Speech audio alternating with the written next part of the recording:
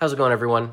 So I posted a video the other day about mounting the Nitehog Viper onto an optic directly with one of these mounting collars, and several of you asked the question about it being timed.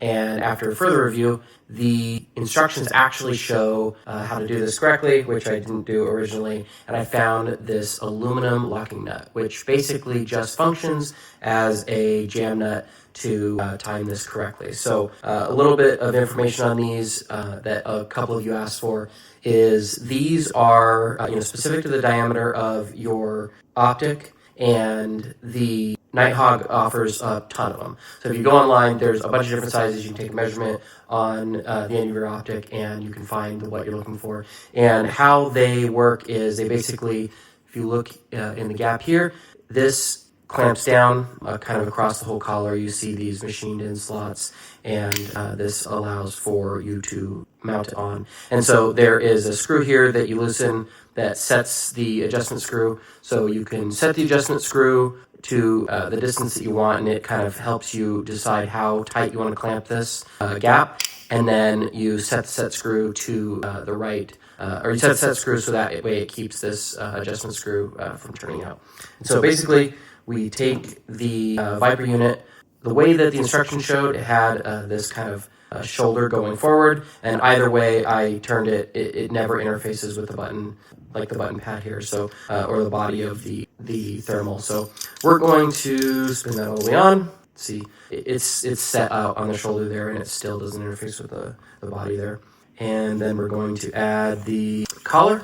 So we're going to get it in and back it off slightly so that way it's pretty much in line with the top, and then back this jam nut onto it just like you would use a jam nut in any other situation.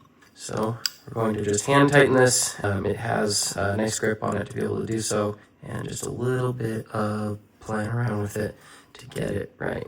Pretty straight there. And then finally, this part's the easy part. I've already adjusted this gap to what I need for clamping down on the end of the optic, and I've set the set screw. So we're going to just slide this on and manipulate the lever there, which sets that onto the optic. And so I'll set it up here so you can see it, and then I had it slightly off, so we'll take it off.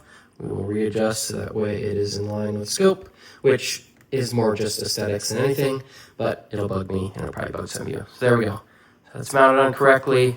This is a little bolt gun build that I've been working on as a backpacker. It is in an LFL chassis.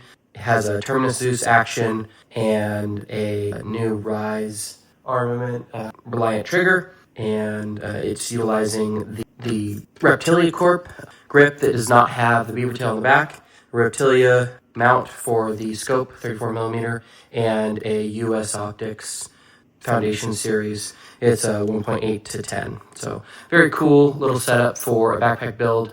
Nice and short, obviously, and I don't know if I said the caliber, but it is a 12-inch barrel in 6mm arc.